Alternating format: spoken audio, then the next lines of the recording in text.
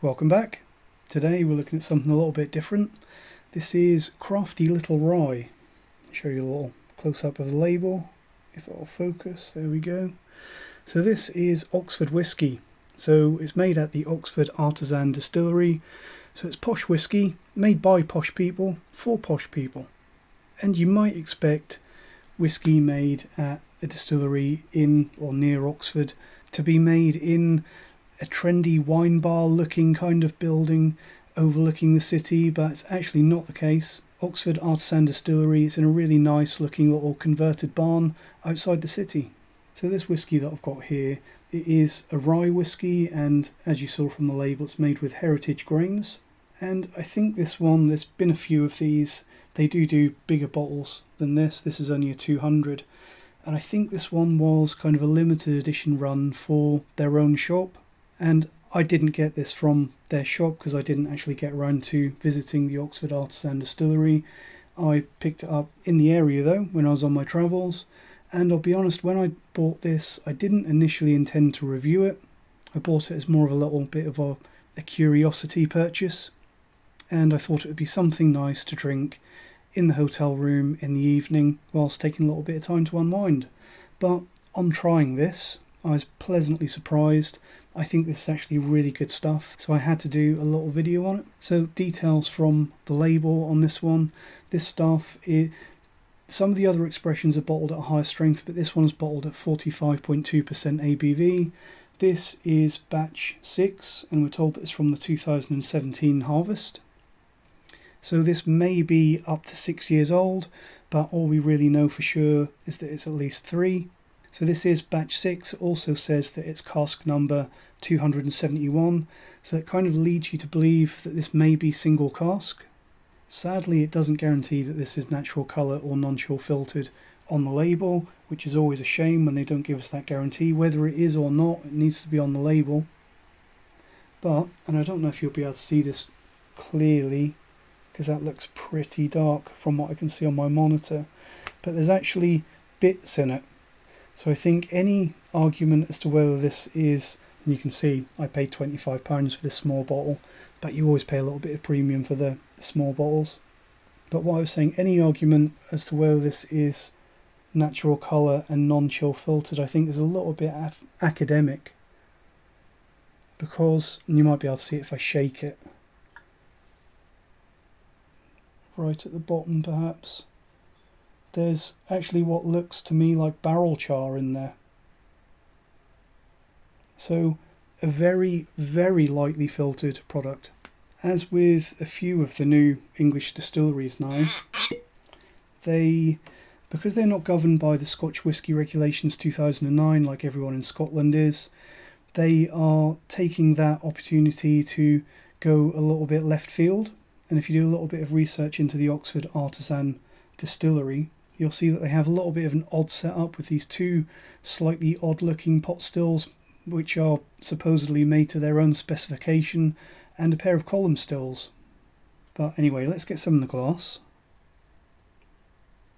and see what we've got.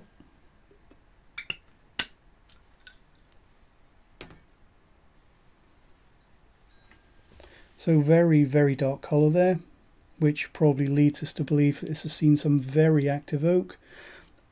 As I said, there's no guarantee that this is natural colour, which is such a shame that they're not giving us that guarantee, whether it is or not, because the important thing really is that there is that guarantee on the label, so we know that it is, and we know that it always will be.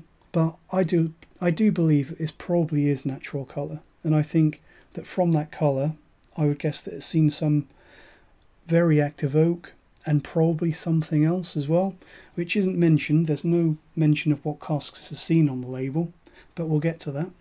So, Crafty Little Rye on the nose. Very fruity, surprisingly fruity for a rye whiskey. Getting strong notes of sort of black cherry and blackcurrant. Also a strong spiciness coming through on the nose of this one, which you would probably assume is coming through from the rye, which tends to be on the spicier side of the flavour profile.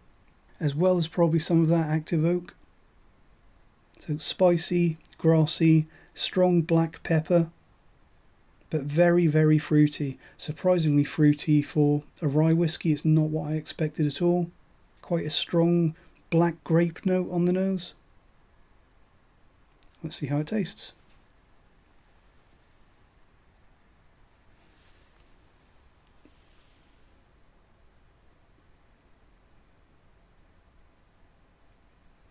Again, on the palate, I think there's strong evidence that there's been some extra casks gone into this one. On the palate, getting lots of black pepper, probably coming through from that rye again, but also quite chocolatey. Again, quite sweet, very good body. This really does seem... I was a little bit disappointed when I saw that this is only bottled at 45.2%, but in my opinion, even this lower strength bottling, because they do some higher strength offerings, even this 45.2% one could easily pass as 50% or maybe a touch higher. Excellent body, excellent intensity. Also getting some sawdust on the palate. It is very prominently but not overbearingly oaky. Also getting a little bit of a bitter orange note on the palate, a little bit like a blood orange. Lots of sweetness though, sweet and jammy, and all of that fruitiness and jamminess is all perfectly balanced with that dry, slightly spicy, grassy note. A little bit of a floral Turkish delight note on the late palate as well. It's going to have one more sip and look at the finish. Very good finish for what we can assume is a very young product. Lots of sort of sweet, slightly musty, milk chocolatey notes on the palate of this one, milk chocolate and cocoa. Very long finish, excellent body, excellent intensity, and quite spicy. So lots of rye influence on the palate and finish of this one, with the grassy spiciness and the black pepper element. But I actually think that one of the most interesting things about this one, and one of the most unexpected things when I first tried this one, is what casks they've used when they've made this. I haven't been able to find any information on what casks they used, and I did try to contact the distillery and they ignored me. But I do definitely think that there's been something else in there apart from your usual bourbon or possibly virgin oak. The profile of this one, the fruitiness and the jamminess, makes me wonder if there's been some ruby port or possibly some red wine gone into this, because it is very fruity on the palate, very fruity and jammy, but also with a distinct, slightly savoury note that I often get with red wine or perhaps the port maturation or finish. And I do think that that blood red, almost blood red colour of this whiskey really backs up that suspicion. I would almost bet money that this has seen some ruby port or perhaps red wine, perhaps something like one of the big Italian wines like an Amarone. But whatever it is, whatever casks they've used on this one, it's incredibly well done, incredibly well integrated with the spirit. So as I said, I bought this not really intending to review it, just because it was there and I wanted something, so I was away from home on holiday. But it's really, really surpassed my expectations. And the obvious one to compare this to would be the English Whisky Company grain whiskies, because my local distillery in Norfolk has a fairly extensive range of grain whiskies now, going back a lot of years. They've been doing it for a while. And I actually think that this Oxford Artisan Distillery rye whiskey is actually, I prefer this quite a lot over the rye whiskies from the English Whisky Company.